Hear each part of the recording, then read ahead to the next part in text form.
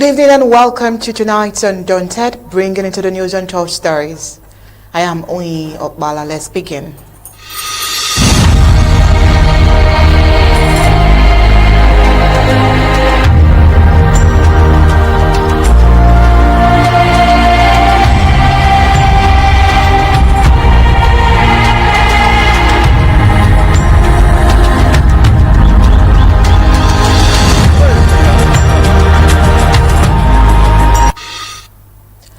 In a landmark interview on the 3rd of April 2025, Ambazonia's president unveiled a comprehensive blueprint for the nation's growth and development, emphasizing the imperative of proactive citizenship and strategic partnership.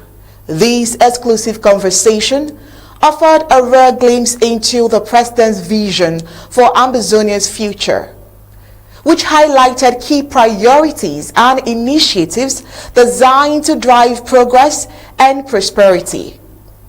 At the heart of the President plan lies a commitment to bilateral agreements, recognizing the shifting global landscape towards collaborative partnership. Ambazonia, the President assured, is poised to harness this momentum for forging mutually beneficial alliances that leverages the nation's unique strength and resources. In his words, he says, "We are living in a world where nations are increasingly interdependent." The president noted this himself. And he says, by positioning ourselves as a proactive and engaged partner, we can unlock new opportunities for growth, development, and cooperation. It was indeed a message of hope. The president delivered a powerful message of resilience and hope to internally displaced persons, refugees, and prisoners, urging them to remain steadfast in their pursuit of a better future. As Ambazonians navigate the complexities of our rapidly evolving world, the president's blueprint offers a compelling vision for the nation's future, with a focus on proactive engagement, strategic partnership, and inclusive development. Ambazonia is poised to seize emerging opportunities and secure a better future for its citizens. The president's message is clear. Ambazonia's success depends on the collective efforts of its citizens, and it is time for everyone to come together and work towards a common goal. As the nation embarks on this exciting new chapter and new quarter, one thing is certain: the future of Ambazonia has never looked brighter. All these and more we'll talk on tonight's Undaunted, but first, let's get the prime headlines.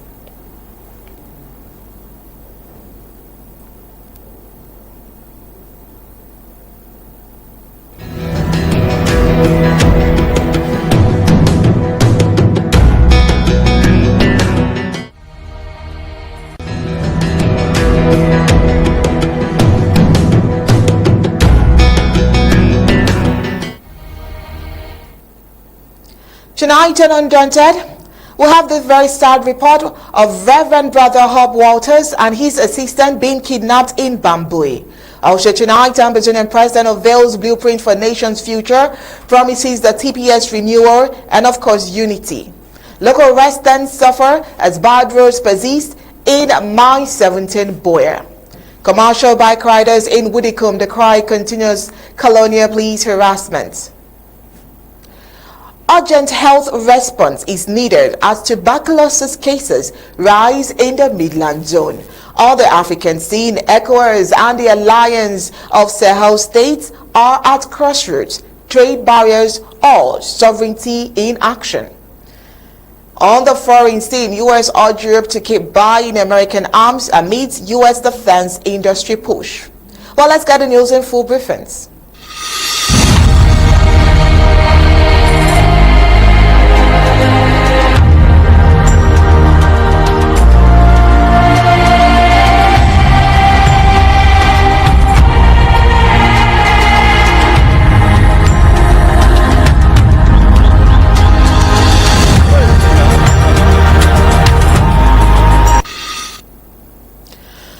Well, tonight to start with a very bad report coming in from Bambui, where a reverend has been kidnapped as well as his assistant. News has it that the reverend brother and his assistant were taken while traveling from Bamenda to Buea on a routine visit to check on some humanitarian projects.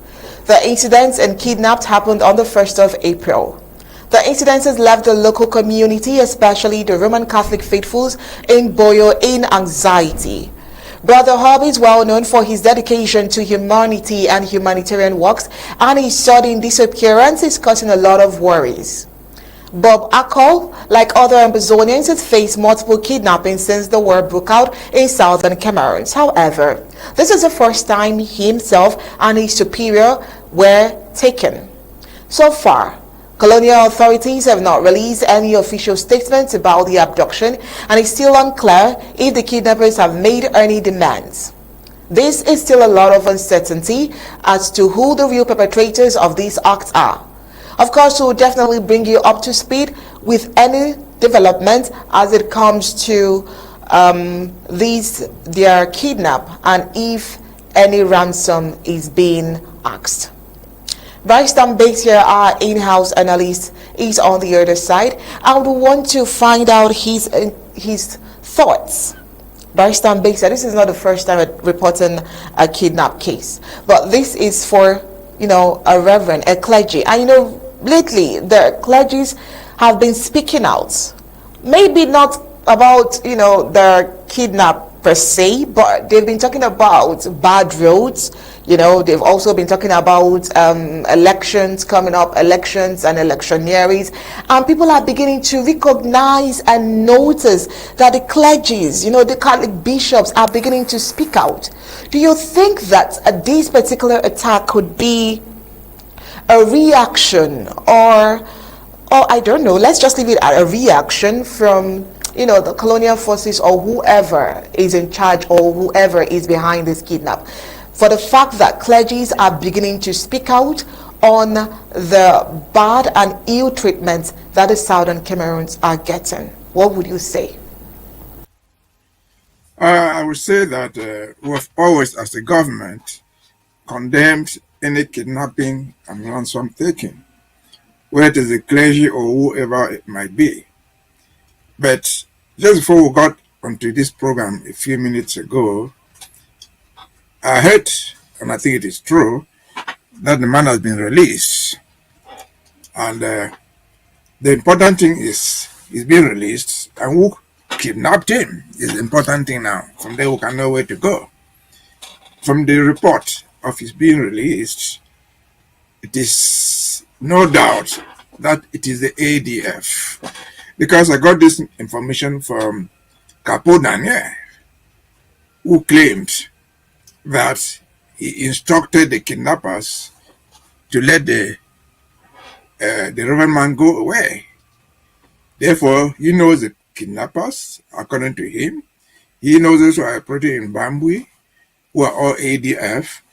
And so, if the story is true, he is already released. But after being released, the repercussions remain there. We've said all the time that kidnapping our citizens, foreigners, church people, or anybody at all for ransom is not part and parcel of our policies. As a government, we don't kidnap people. As a government, we don't ask for ransom. That is not an acceptable strategy for the battle. And so I can only say thank God if he's released. But in the larger context, it reminds the church that there is no normalcy on the ground. These are people who are peaceful. It's a Reverend brother, I'm told. And then they are doing just humanitarian work. Their lives are as at risk as any other person. And so the church, which has been preaching for normalcy, we think they are changing their styles. They should preach for an end to the crisis. They should pray for a return to normalcy with justice. They should not pretend that everything is normal. There's nothing normal in Amazonia. We don't approve of them, but we don't rule out. We don't disagree that there are thieves, they are criminals taking advantage of what is going on. And among these criminals, they include people who kidnap like that and take ransom. Or people who kidnap, even they don't take ransom, they take the credit for being that bold to commit crimes. And so they are not part of us, we agree. Kidnapping should never be part of the strategy we use in this struggle. But normalcy shall return, and shall only return when important actors like the church, through its different agencies, be they humanitarian, agree that there's something wrong. Something has been wrong. It continues to be wrong. No normalcy has returned. It will only return when justice is done. Justice will not be done until the two parties in conflict sit down on the conference table, discuss the terms of the separation, discuss the causes of this insecurity. And so that's a good thing that is released. The Archbishop of Bamunda, that's within his jurisdiction. I've heard him changing his style, but good news is released. Mr. Bishop, one day nobody's secured, even your own people, your staff, the Reverend brothers, Reverend sisters, are not safe. Are not safe. Not because Ambazonians want, because if thieves join this thing and start to kidnap people, you ask first and foremost, who started the war? Who brought the insecurity? And why? And why? And why? And so, thank God this man is released if the story is true. Thank God we know the kidnappers through Capo Daniel. They're the ADF people. Over to you. Barrister Mbeseha, let me engage you a little more before we move into our next report. Now, we did not see the update of the release before the news this evening, and thank you so much for that update. But then why do you think that the ADF are always owning up to incidences, evil or bad records of incidences? Why do you think that Capo Daniels or the ADF, they are always owning up to issues as this? Do you think that is part of their probably distractions, or do you think that is part of their unity or disunity that they're trying to project, or you just think he's just trying to make a name for himself? No, I think why the ADF do this all the time. They are not fight. They know there's a war. That's a fact. They know that sooner or later we'll go to the conference table. That's a fact. But they know that they're not fighting. They're not fighting anything. So they just want to be relevant. And if you take it back to the context of Capo Daniel announcing it, what was he saying? It is there on YouTube. What was he saying? Praising himself for doing what he did. That he has always instructed people not to do this. I will know where Capo Daniel stands. He's trying to be relevant in case of any negotiations, in case of any talks. That's what the AD have been doing. Kidnapping to them is not a bad thing. And in this particular instance case, this is not even bad compared to what they have done before. If they could shoot people in a public square without trial, execute them, just to be relevant. If they could kidnap Reverend Mundi, Senator Mundi, for millions, and then fly her back in a helicopter. There's evidence now that all the arms they have are supplied to them by the government. So in strict sense, the government is trying to make them relevant. So that at the end of the day, they should sit on the table. They'll be their own people. They'll be their partners on the negotiating table. They'll be them talking in a different language. And so their importance is to be relevant. You see, for example, Capo Daniel, who until recently was the spokesperson for the ADF, he was in Canada betraying the cause with other Ambazonians who did not understand him. He sold out for money. He has set up something, he calls it I don't know what he calls it, which showcase a goal, according to him, is to deal with devolution. When the time comes, if they say that Capo Daniel is so important, in fact, I would say Capo Daniel stroke ADF, they sit on the table as a distraction to tell the world and to tell Ambazonians that Ambazonians are not ripe for independence. Their fighting is a waste of time. Go for devolution go for something else. It's a distraction. It's a strategy from Yaoundé being implemented by Capo Daniel and the ADF. That's just what it is. But it is good they're doing it because as we progress in this thing right today, the analysis, we will know who is for Ambazonia. We will know who is who as the fight goes on.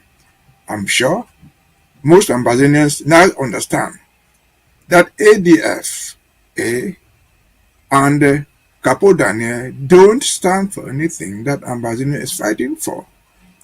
They know, too, that what they have been doing, they are executing the scheme from Yaoundé, from Tanganji, with the weapons supplied to them, with the agenda given to them, to bring pain to bear on the people, burning their identity cards, burning their taxes, to make them frustrated, to make them abandon the cause for liberation. That's all it is. That's all it is. They have been saying it publicly.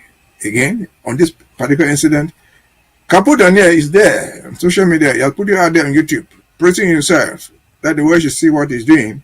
He's asking his former agents, that those are his own words, of the ADF, to release the Reverend man. What do you think he wants? He wants the bishop or the authorities of the church to say, oh, thank you, Mr. Capo Daniel. But for you, this man will be dead. Over to you. All right. Thank you so much, Barrister Mbeseha, for that. But we'll go on with some of the other reports which project the sufferings of Ambazonia. Let's move into roads. Mile 17, a key access point to the Atlantic zone, is facing serious road issues as rainwater collects in Buea. Blocked drains and missing drainage system are causing frustration among local residents who have for over 8 years now suffered neglect and oppression from La Republique de Cameroon's incompetent corrupt government. Recent heavy rains have created significant challenges at Mile 17, an important entry and exit point for Ambazonia's Atlantic zone. Water has poured in severe spots along the road, making it difficult for drivers and pedestrians to navigate safely. The main problems arising from blocked drainage system and the absence of drainage in certain areas, and many residents express their frustration, pointing out that they face these same issues every raining season. After severe reports and pressure from Undaunted here, we noticed that some improvements were made. The colonial government took a filing and paving potholes on the stretch leading to Bover during their renovation work in March. Was that effectively done? Of course, your guess is as good as mine. Unfortunately, the ongoing drainage issues continues to overshadow these efforts, which seem to have no effect as residents continue to suffer deteriorating bad roads. Just yesterday, we reported as well that 6 people died in Muntengana Road. Barrister Mbeseha, you were not here on our yesterday report. We reported that 6 persons died in the Muntengana Road. During the week, we also talked about the other roads that we know on a regular basis people are losing their lives, be it raining season, be it dry season. You see that the dusts are causing, causing sicknesses, catarrh and all of that, and cough, or the dust is preventing drivers from seeing the screen and they go and hit obstacles before, behind, beside, and all of those sad incidences. Road issue remains a regular issue that seems not to have any headway so far. What would you say about this? Well, I would rather say that road is only one of the reasons we fight. From that picture you showed on the screen there, there's no question that the road is so bad. But if we look closer again to the picture, what do you see there? You see electric cables lying on the ground. These are live cables lying on the ground. So close to the ground that they are a danger to whoever passes there. That's it right there. That's an electric cable, almost lying on the ground. And so, why you are showing us is Mile 17, they call it Buea Town. That main road goes to Tico, that main road goes to Kumba, that main road comes up to Buea. That's the middle of town. And then what happened, for example, in Tico yesterday, What's the difference between what happened there and what happened in Lukumba, in the other road for a few kilometers, 2-3 kilometers there in mile 14? So that is the reason for which we fight.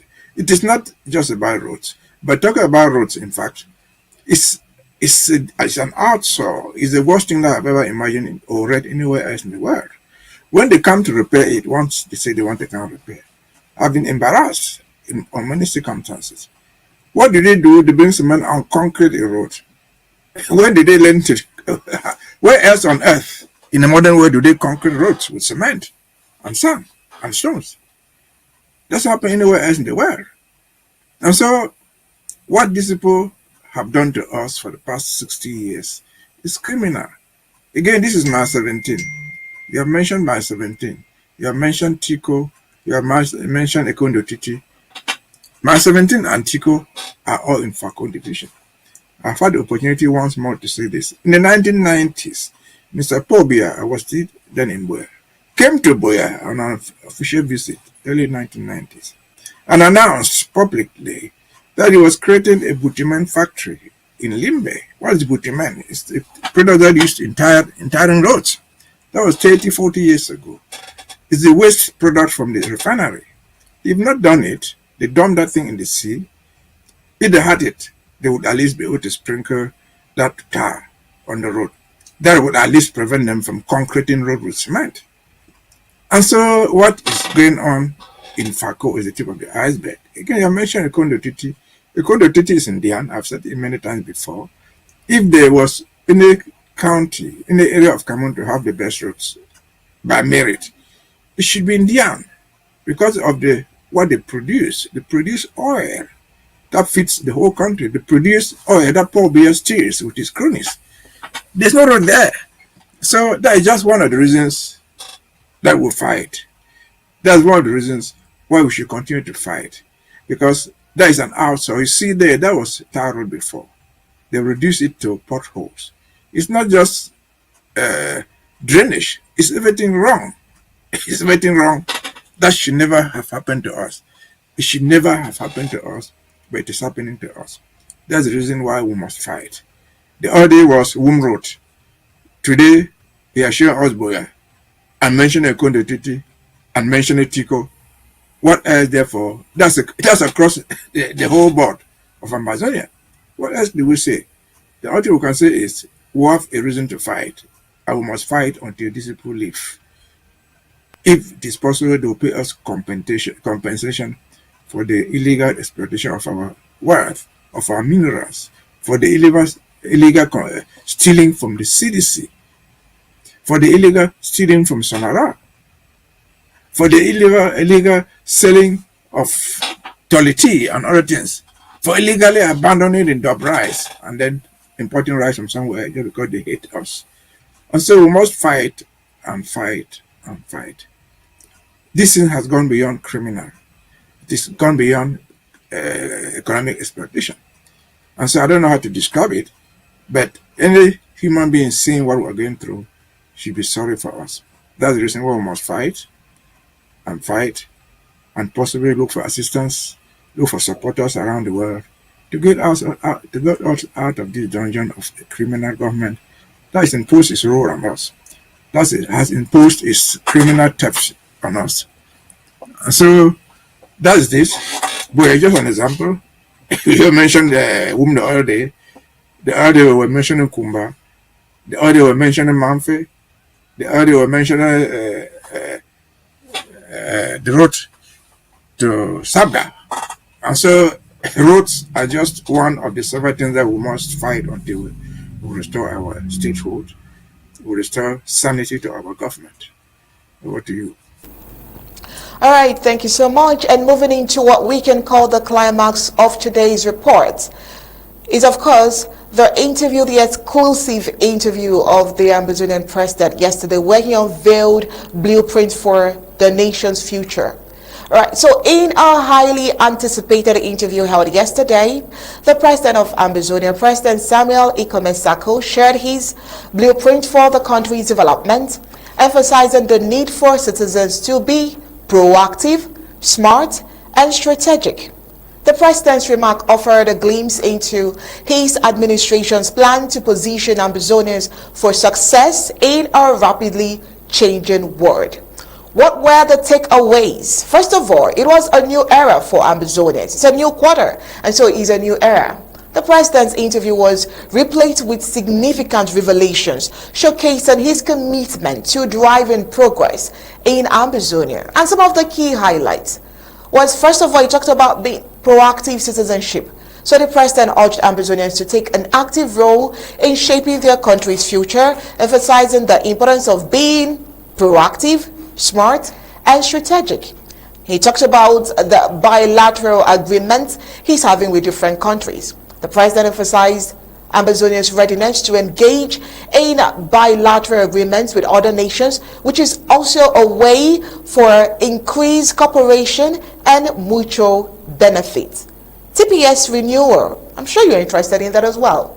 The president assured that the temporary protected status will be renewed, that is the TPS, following the completion of necessary congregational processes that he is going through. Then the Santa Akum creation. The president shed light on the rationale behind the creation of Santa Akum, highlighting the need to recognize and empower traditional rulers. He said when Ambazonians get to Buea, they will be called kings and not chiefs. Then generally, unity and negotiation. The president emphasized that structural unity is not a prerequisite for negotiation, citing historical examples of successful cooperation amongst diverse groups. Before we move on, let's get an excerpt of that part of the video. I want to assure you that we are not going to define the people on the ground based on the labels that some people in the diaspora gave them. We are going to deal with the people on the ground based on their attitude towards the struggle, based on what they do and what they don't do in the struggle, based on who they are fighting and who they are not fighting on the ground. That is what we are doing, and that's what we have done. That's why our hands we are more generous with our approach. That is why some people who cannot talk to their counties can talk directly to this government, because the county may have a reason not to talk to certain people because probably they erred. And the truth is that we will err many times before we cross the finish line. But some people don't know how to come back after they have erred. But because of our position as the federal government, some of them are able to come back to us and say, Papa, this is what happened. Please, I'm still in this struggle. I'm ready to fight. Things have happened, but right now, this is my stand, please. And then we still find a way to bring that reconciliation and that understanding so that the people can walk under this authority. Many are coming back because those who were sponsoring these manipulations on the ground, those people who were trying to bring division, who wanted to create their own for themselves, to serve their personal interests. Some of them are in positions that they are nowhere to be found. Some of them are in trouble because they could not deliver on their lies and their promises to the fighters. They want to say eyes are opening. Eyes are opening from the BLM to Manu, to Meme, to Ngoketuja, to Fuawa, to the Menchum. The eyes are opening. They are all Ambazonian state armed forces. People say we are a state? Yes. The armed forces of Ambazonia. They are state armed forces. That means they are fighting for the state. I had a state that so that they should know that they are fighting for the state. They are not fighting for an individual. They are not fighting just for a county. They are fighting for the state of Ambazonia. Well, aside talking about the ASA and all the fights that they have to do, he gave a message of hope. The president's interview concluded on a note of optimism as he addressed internally displaced persons, refugees, and prisoners. He urged them to hold on to hope, assuring that this year will bring positive change. The president's words of encouragement served as a beacon of light, inspiring those affected by conflict to persevere. Let's get that as well. Whether you are IDP or you are refugees, including the prisoners, is to assure you that this is the year of hope for us. I know in your position, the best thing you can do is to pray and wish us well, that are freer, that have some resources, that have the liberty to do something, not to abandon this and look away. I know that's your prayer. That's why some have called me and said, please, if it's not for every other person, but because of me, don't give up. So I'm trying to tell you that, please, this is, as I said in my intro, this is a different season in this struggle right now. It's a more favorable season, which I should call the beginning of the harvest in all our endeavors in this struggle. Don't just give up. And don't open yourself up to any Jack and Jill just because they want to exploit your situation. There are some people who will give you food to eat on condition. Please, don't fall prey. Don't fall prey. They want to take you back so that you will go there, because during this political time you hear all kinds of things. They know we are taking you back only for 1 week so you can go and vote there, and then they will come back, we are going to help you, give you this and that. Don't fall prey for all that. Remain steadfast and just hold your breath a little more under the water. Salvation is coming. With the efforts you are making and God helping us go through, you will leave that place that you are into a glorious freedom as a free man in a free nation. I want to inform all those people in prison, anytime you do any action to hinder our operations, to hinder our effectiveness, and to deprive us of the success in what we are doing, you are not doing that to us. You are doing it to yourself. Many of us, we make sacrifices, depriving ourselves of everything because of you. There are some people I know who are in trouble today, like my brother and friend Frank and Claude Chi, or my brother Tassan. I cannot rest. Even if I were tired, if I wake up in the morning, I will have energy to fight. Even if I were to give up, I think about them. I will not give up again. So we are not doing this for ourselves. Anybody who tells you otherwise is a liar from the pit of hell.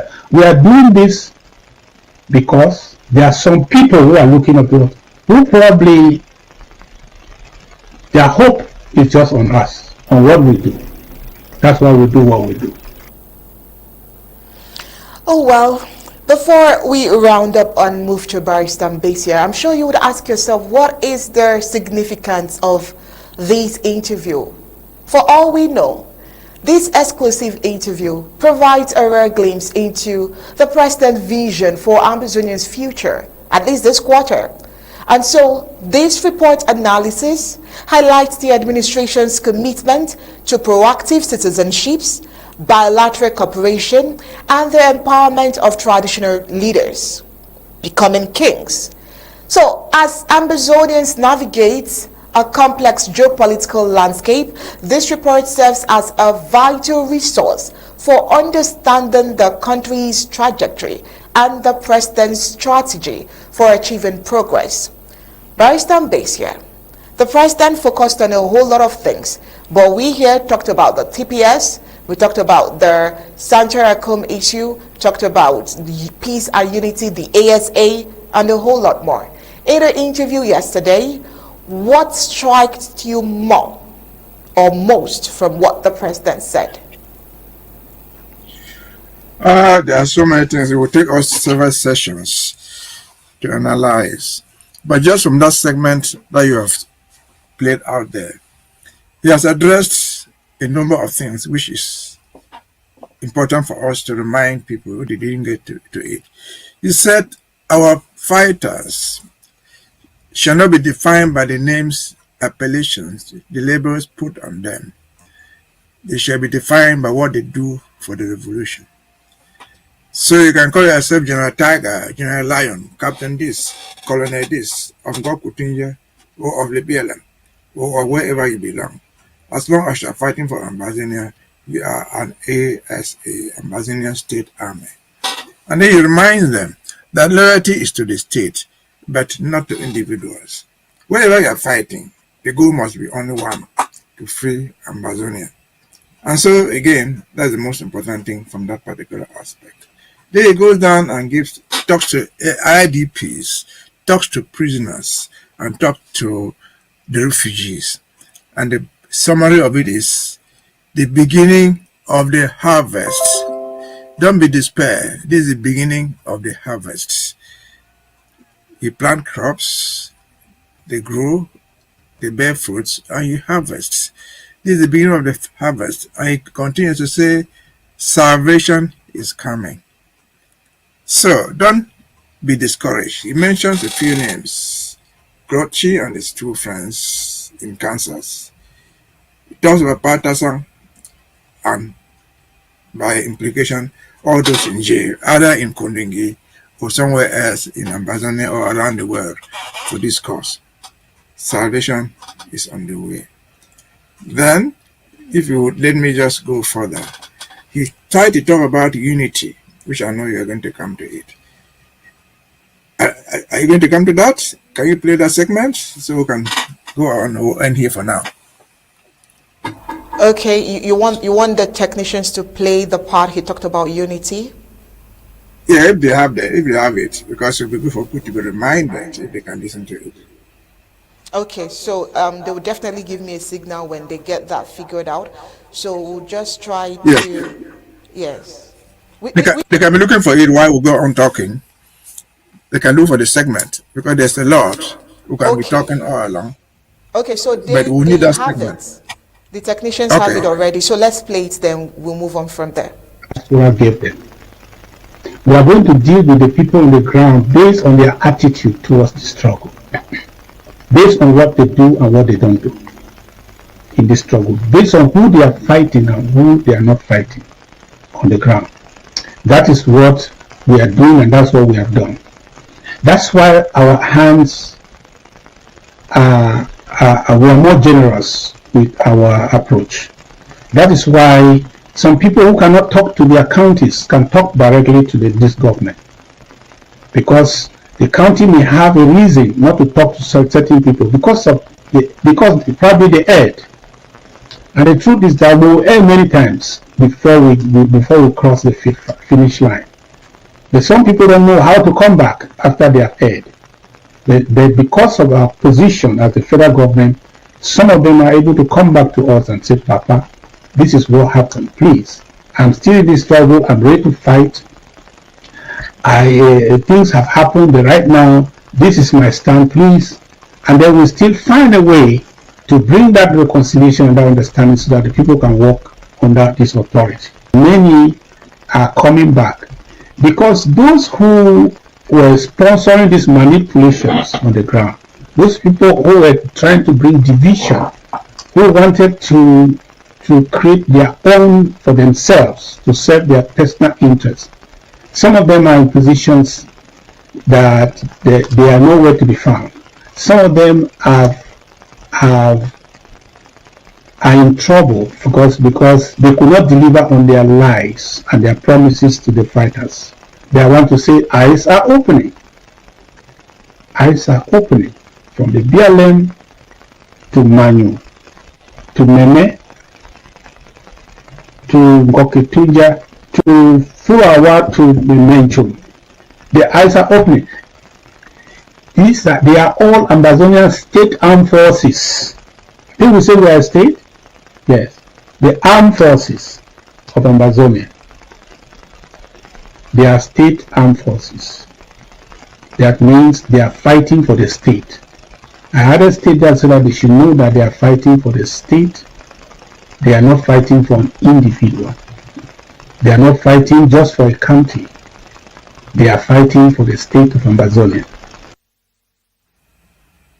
Right, Mbeseha, Okay. here we go. Thank you for refreshing that aspect of it. He says and emphasizes the fact that we are going to treat people for what they do or they don't do for the revolution. And he says our eyes are opening from the BLM to Manyu, to Ngokutunja, and anywhere else. And goes further to say we have been duped. Remember, this is more than 5 years experience. There are people on the ground who have duped us with that 5 years experience, who have learned a big lesson. And so people's eyes are opening, and it goes further. They say those who have fallen out of the struggle, some of them have realized that they made mistakes, and they have been able to come back to us. Maybe because they are ashamed, they won't go through their counties or their LGAs. But they can still come back to us, and they are coming back to us. The tent is open. If you don't talk to your LGA, if you don't talk to your county, the federal government is up there. That is prepared to accept all of us, like the mother fowl, like the hen that covers all its eggs, that covers all its chickens in its wings. And so, again, you say we have seen a lot of things. I'm sure that almost the majority of people cannot identify, given the 5-6 years experience, whether, for example, this is just an illustration, whether the ADF is fighting for us, is fighting for Ambazonia. Can the ADF people who are openly acknowledging for kidnapping people, taking money, the last incident we just talked about a few minutes ago, can they claim to be the ASAs? No. And then he reminds us, we have ceased to be Amber Boys. Amber Boy is not Ambazonia Army. We are the ASA. Identify yourself with the ASA, that will make you different from an Amber Boy. That will make you different from a separatist. And so I think that's consoling enough. That is self-explanatory as to where we are heading to. Again, as he said, this is the year of salvation. Again, he said, the beginning of the harvests, 2025, added to all what he has said, is sufficient for an ordinary person, any ordinary person to understand. And most importantly, for our fighters on the ground to understand what it is. I mentioned again the BLM. I come from the BLM. Now, the field marshal died, but the revolution did not die. It should never have died with him. Because field marshal died like most other people who have died, union fighters. The year for salvation, they will not be forgotten. The work they did until when they died is not forgotten. And so the death of one soldier should not disintegrate a whole fight in a division, in a county, or somewhere else in a particular locality. Because we are all ASAs, as I said, depending upon what you do or what you did not do. And so, again, not calling names, all of us understand where the ADF stood. All of us understand what Capo Daniel was. Can anybody blindly say that Capo Daniel ever fought for Ambazonia? Can anybody ever blindly say that Capo Daniel, who represents more than just Capo Daniel, is fighting for Ambazonia? No, he's not even fighting anymore. And somewhere the president says there are people who gave up the fight a long time ago. Over to you. Mbeseha, you highlighted almost everywhere in just a few seconds, and it's amazing. But then let's talk about something quite strategic. Granting an interview for a second quarter. What do you think is the importance of this interview he granted? Because, I mean, he gave a speech during the end of 2024, beginning of 2025. he did give for the first quarter. Getting into the second quarter, he's granting an interview, making himself available to the media, so to speak. How significant is this exclusive interview with the president, the second quarter? How significant is it for you and for Ambazonians? For me, I look at it very strategically, because one number, any number you take, 5, 10, 50, can only be divided into 4 quarters. You take a whole, you divide it, it forms 4 different sections, 4 quarters. We are now in the second quarter. In other words, we're heading towards the end of this journey. And that's why the president says salvation is coming. The harvest time is coming. But he uses the opportunity, it was important, for him to identify what we will need in the third and fourth quarter. He addressed, for example, the so-called unity. He addressed unity because around the world, by Ambazonians and our sympathizers, they have been saying, oh, let us all unite, let us all unite, let us all unite and fight this thing. He addressed it carefully. I wonder if we are still going to go to that section. We want me to address that particular issue here now. Well, just finish up with this. While we are working with time and all of that, we still have the weekend to still talk about this squarely. So let's just finish up with this and see how far we can go. Yeah, as he addressed publicly unity, which has been the issue that people have talked and talked and talked. Even here, foreign people who don't even know much about the struggle. Oh, all of you unite and go and fight. Without unity, you will not win. He addressed it, and I love the way he addressed it. And if you permit me, I can just say what he said, and we'll move on with that. He said, among other things, looking at history, that this is not the first time Ambazonians fight for something. In 1961, they fought for the so-called plebiscite. There were different views about the plebiscite. There are people who opted and campaigned for us to go and join Nigeria, to go independent by joining Nigeria. There are others who argued for us to go and get independent by joining Cameroon. There were other actors, chiefs. There were other actors, political parties. Everybody did what they could. But when the harvest came, he mentioned they went to Fumban. Even those people who had campaigned to go to Nigeria were all there in Fumban. It was a time for unity, and he had asked the question. When we're asking the question, unity for what purpose? Ndere had been fighting, he had campaigned publicly for Nigeria. Foncha was campaigning for something else. And so when it came to Fumban, it was time to share the harvest.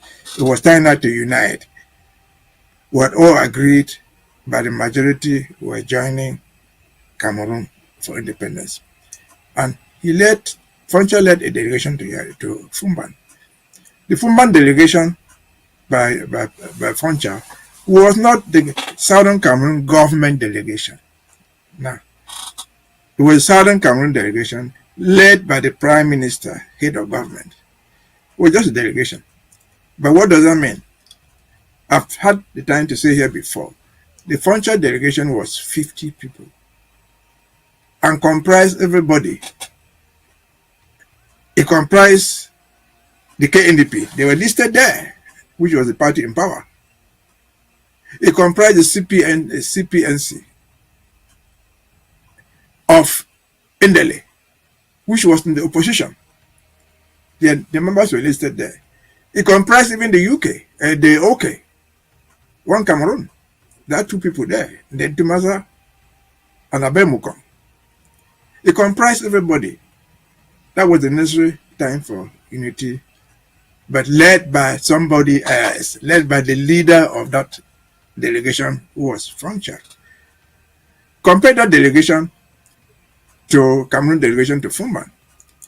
Cameroon government had a 12-man delegation who were all government ministers. Not everybody, just government ministers. And so the president reminded us that let us fight, perform where you are. Just as you said, you are not going to be defined by what people call you are. I say you are going to be defined by your contribution to this fight. And when the time comes, there will be people who come together.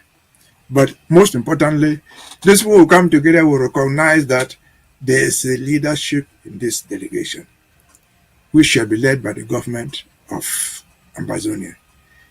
Frontier brought a delegation there of many people. Even there, to show that that was just Southern Cameroon, was not Southern Cameroon government, Ndele was allowed to give the second opening speech. He was a leader of the opposition. But again, where was Ndele, where were the chiefs who were there, where they were okay, the people who all constituted that delegation recognized one thing, that Frontier was the leader of the delegation for Southern Cameroon. And so on unity, he insists that we have to do that. And he gave the example of what he had done in that light. He mentioned the act, the Ambazonian coalition team that he secured when the Swiss were open to lead the negotiations. He called the other people, whoever they were, brought them in, and of course, even though the thing failed, we destroy it. The very people that he brought in there thought they could dismiss him from the very act that he had created, as if they could go to Fumban and get there, and then Tumaza or Ndele would fire him. So I think he explained that point of unity so importantly, so clearly, that it is good for other actors to listen. It is good for those people who believe that unity is important to understand what is important in a struggle such as this. If you are fighting, fight. Your effort will be recognized. If you are contributing in any form or shape, your activities are not going unnoticed. At the time that we would want to unite, which is coming to the harvest time, everybody will come together for a purpose. They went to Fumban for the purpose of perhaps drawing the constitution. They had achieved their goal of voting where they wanted to go. They went there with a specific purpose. And so he insisted that that is what unity at this stage will look like. Now, if you marry it with his own words, where he says that salvation is coming, the harvest is beginning, prepare for your negotiations, prepare for your unity, but fight where you are. Because the importance will depend upon what you do for the revolution, not what you don't do. So I think that point was sufficiently explained. Thank you. Thank you so much, Barrister Mbeseha. I knew you were going to do absolute justice to this. Now, let's move into more reports coming from the home front. Of course, when we talk about bad roads, next suffering is extortion and all of the other harassments. And so in this next report, commercial bike riders in Widdicombe decry continuous colonial police harassment in Widdicombe and its locality. So commercial bike riders in Widdicombe are crying out against the constant harassment they face from colonial police officers. The riders claim that they are being targeted and intimidated by the Law Republic of Cameroon police, who demand bribes and extort money from them. Well, according to the riders, the colonial police harassment has become unbearable, making it difficult for them to carry out their daily activities. They allege that the colonial police officers are more interested in extorting money from them than in maintaining law and order. This is not an isolated incident, as the colonial police in Ambazonia have a reputation for extorting from the common man at every level. From market women to taxi drivers, everyone is a target for the colonial police, who use their power to exploit and oppress the vulnerable. The commercial bike riders in Widukum are calling on stakeholders to take action against the corrupt police officers and to put an end to the harassment. They are also demanding that the colonial government provide them with a conducive environment to operate free from intimidation and extortion. The cry by the commercial bike riders is a clear indication of the growing frustration amongst the population with the colonial regime's failure to provide basic services and protect them. It will only take independence to free Ambazonians, that we know. And so the struggle for freedom and justice in Ambazonia continues, and the commercial bike riders in Widukum are just one example of the many groups and individuals fighting against oppression and exploitation. That's not even all. When we go to the health sector, medical professionals at the Bamenda Regional Hospital in the Midland zone of Ambazonia are worried about rising tuberculosis cases. 6 days ago, they hosted a scientific meeting where they brought together healthcare professionals to discuss the latest on tuberculosis diagnosis, management challenges in Ambazonia. Doctors are concerned about tuberculosis as a serious health issue in Ambazonia. Recent reports show an increase in cases which led scientists and specialists to meet in Bamenda this past weekend. They stressed that tuberculosis is a serious threat, especially for those who wait too long to get treated. It is important to start treatment right after diagnosis, as delays can lead to more infections. Sadly, tuberculosis is one of the leading causes of death for those who do not get treated. One challenge is that treatment often takes at least 6 months, which can make some patients hesitant to start. In response to a rise in cases, health officials reported to have increased anti-TB campaigns, especially in schools and prisons, where the disease can spread easily. These efforts, they said, aim to educate the public about the importance of early detection and consistent treatment.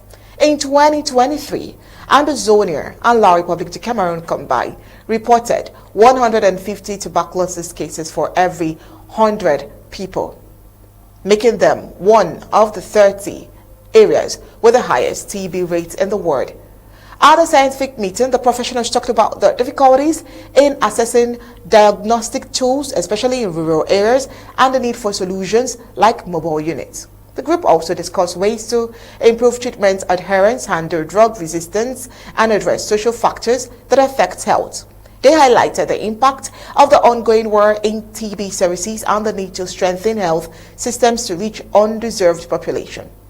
The Bamenda Regional Hospital shared that they are working towards the WHO's goal to end the disease by 2030 and are offering free testing and treatment for everyone, and wants to raise awareness to reduce stigma and encourage early detection. Barrister Mbeseha. In health, this is what we have. Tuberculosis. No equipment, no center ready yet in Bamenda. They are only having a meeting to set all of this up in 2025, when other climes enjoy all of this in abundance. Say something about Yes. They are trying to do something 60 years after they colonized us.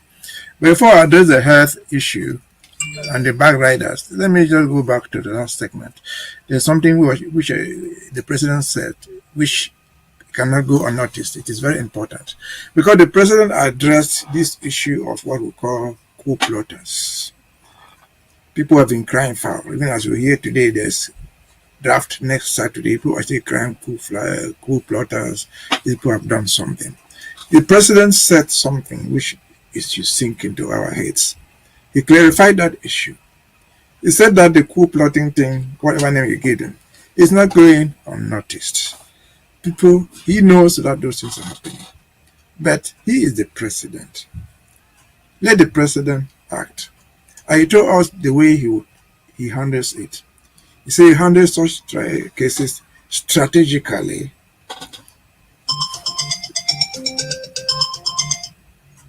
He said that he handles those things strategically, at the right time, and correctly.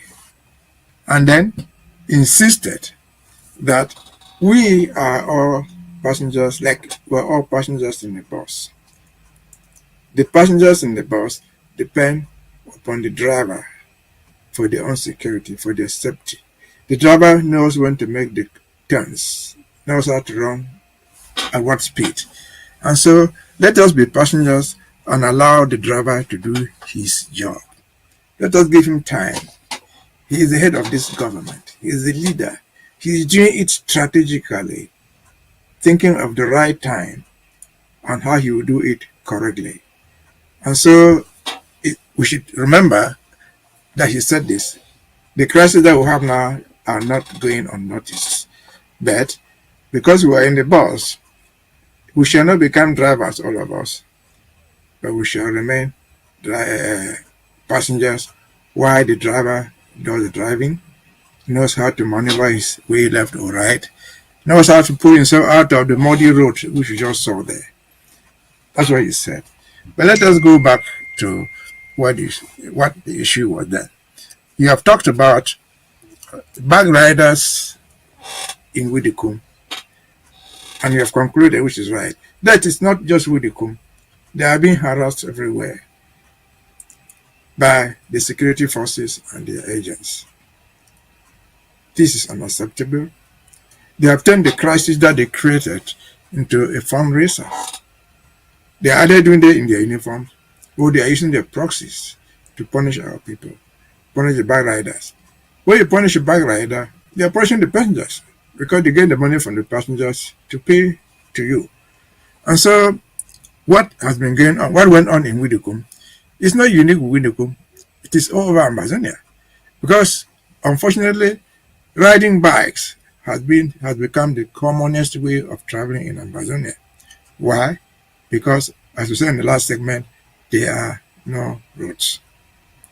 They have turned to bicycles for those who can afford bicycles, and then what's better still, for those who can afford just motorcycles.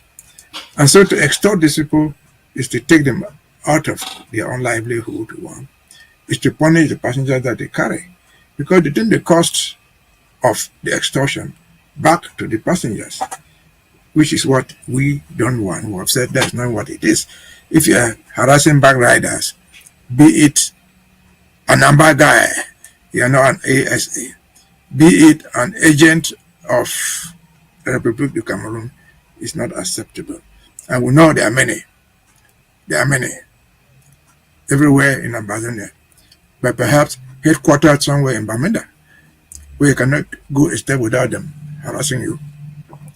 And then the health issue. Tuberculosis is a very contagious disease. And these people never ever learn anything. If they learn, they don't act.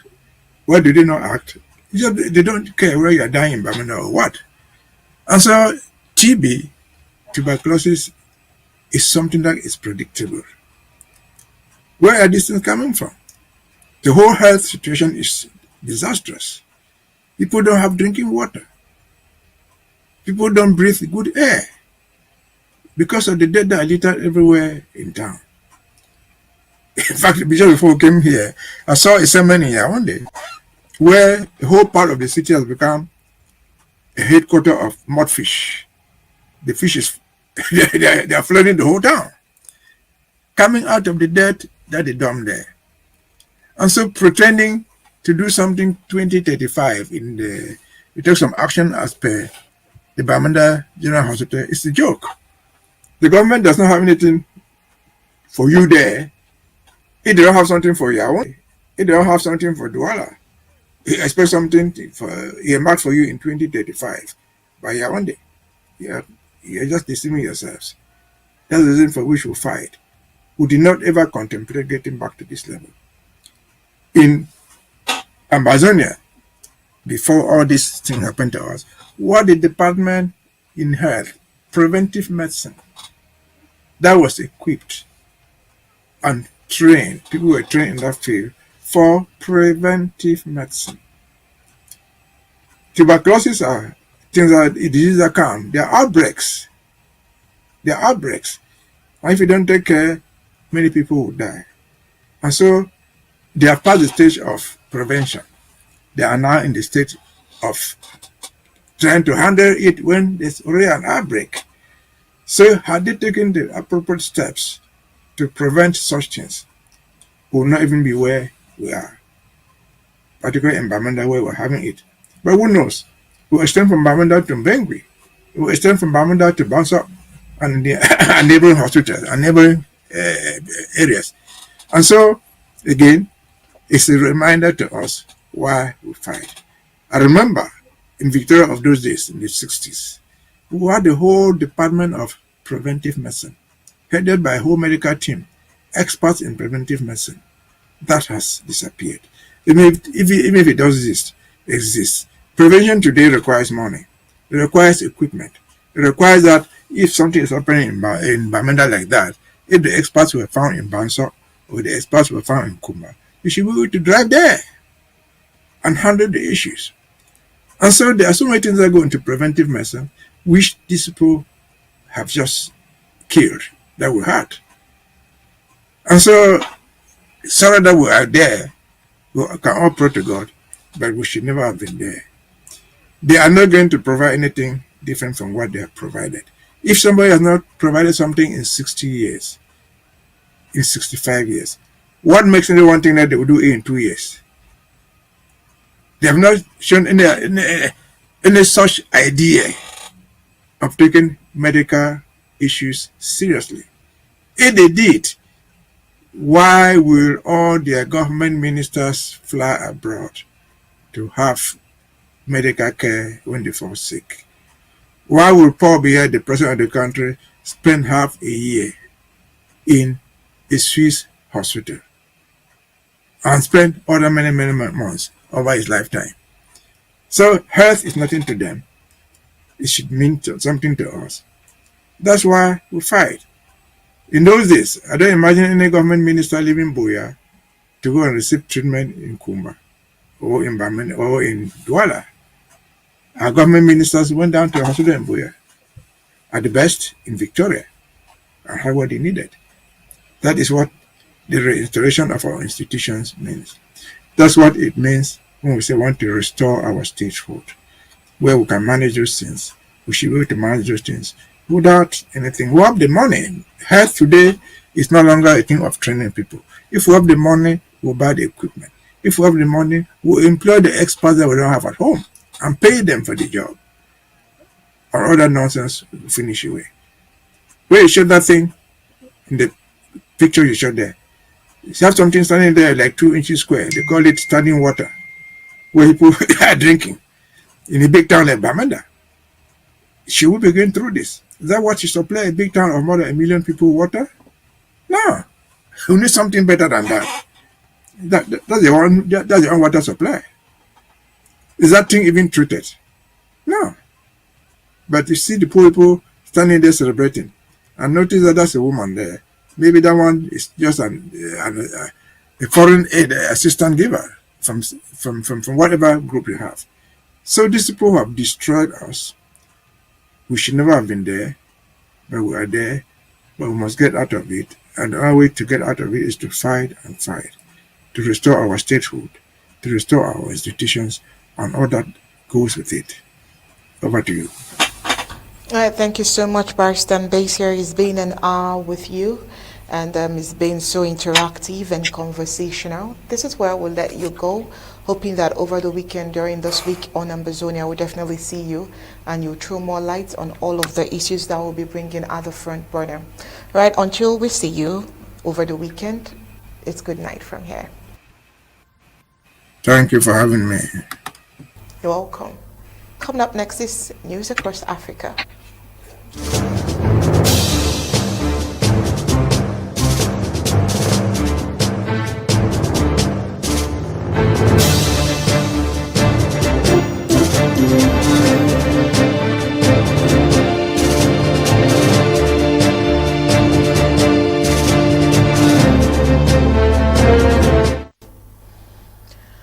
Of course, the ECOWAS and the AES are at crossroads.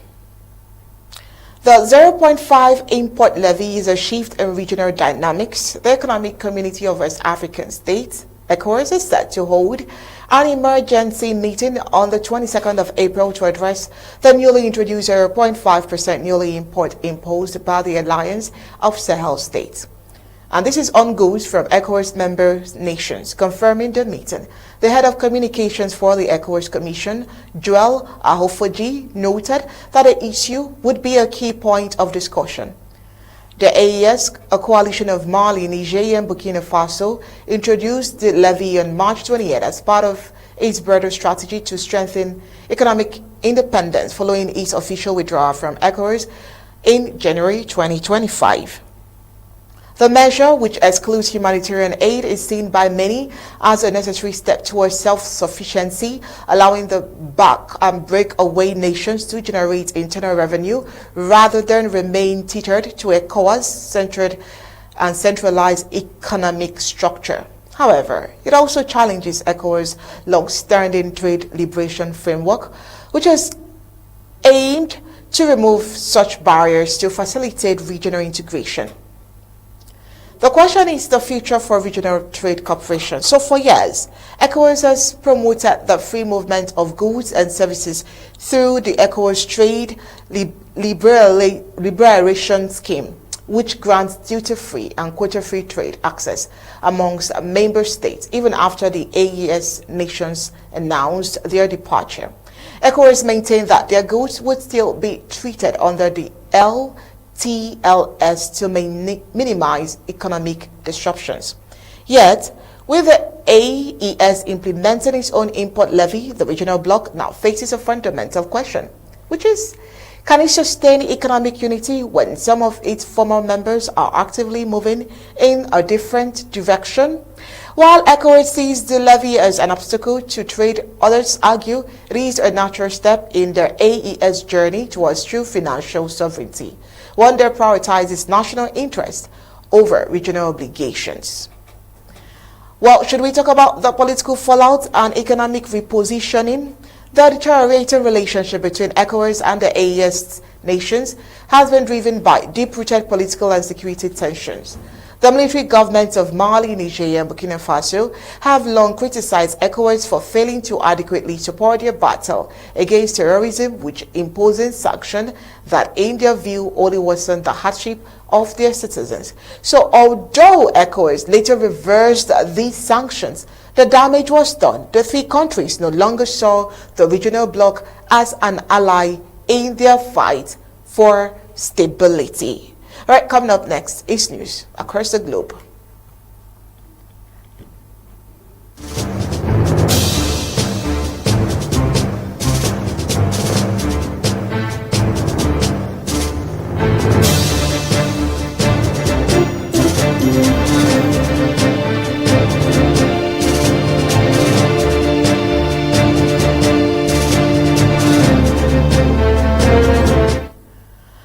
In a move to maintain its dominance in the global arms market, the United States has been pressuring its European allies to continue purchasing American-made arms. This comes as the European Union takes steps to boost its domestic defense industry, potentially reducing its reliance on U.S. arms. Well, according to sources familiar with the matter, U.S. officials have been delivering this message to European capitals in recent weeks. The U.S. is concerned that the EU's plan to promote its own defense industry could lead to a decrease in purchases of American-made arms. And so the EU's proposal, dubbed Rearm Europe, aims to boost the continent's defense industry by borrowing 150 billion euros, for defense projects. While the plan is intended to reduce Europe's dependence on U.S. arms, it has created tensions with Washington. The U.S. has long been a major supplier of arms to European countries, and Washington is even keen to maintain these relationships. However, the EU's efforts to promote its own defense industry have raised concerns in Washington about the potential exclusion of U.S. arms manufacturers from European tenders. The situation highlights the complex dynamics at play in the global defense industry as the EU seeks to assert its independence. The US is pushing to maintain its influence. The outcome will have significant implications for the future's transatlantic relations and global balance of power. Meanwhile, in another development, Hungary's government has announced its withdrawal from the International Criminal Court to move that comes on the heels of Israeli Prime Minister Benjamin Netanyahu's state visit to Hungary. Netanyahu, who is currently under an ICC arrest warrant, was invited by Hungarian Prime Minister Viktor Orban. Despite the warrant, Orban had previously stated that the ICC's ruling would have no effect in Hungary. The ICC's warrant against Netanyahu stems from allegations of war crimes and crimes against humanity committed during the conflict between Israel and Hamas.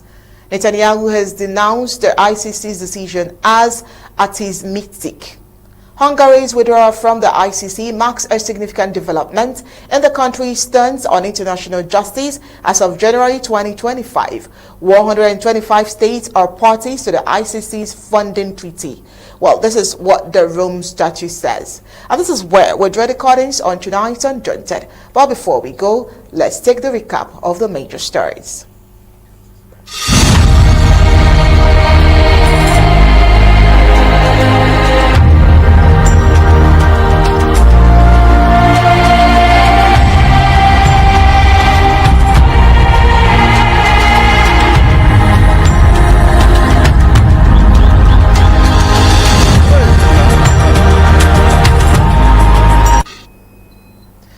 All right, thank you so much for being part of Undaunted tonight. Tonight, we told you that brother Huub Waters, an assistant, was kidnapped in Bambui. And of course, we also told you that local residents suffer as bad roads persist at Mile 17.